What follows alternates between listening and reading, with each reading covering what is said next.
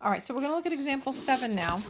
In example 7, it says reflect across y equals -2. So you could try this one on your own. Pause me and see if you guys can do it. First, I'm going to draw the line y equals -2, which is a horizontal line right here. You could do dotted or solid. That's y equals -2. And then you're going to count the distance of each point to that line. So I is on top of that line, so I prime will fall on top of y equals -2. Q is 2 spaces away, so I go 2 spaces to the other side of y equals -2.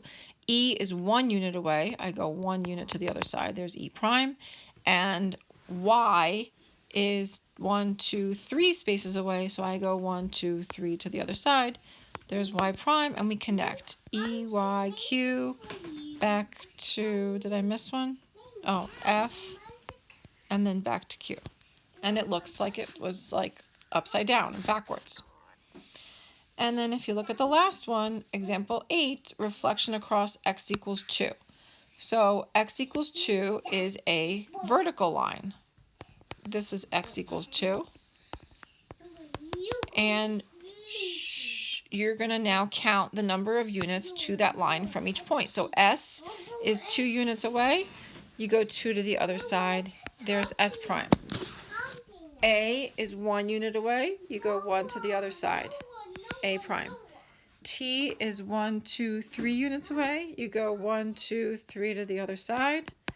And J is 2 units away. You go 2 to the other side.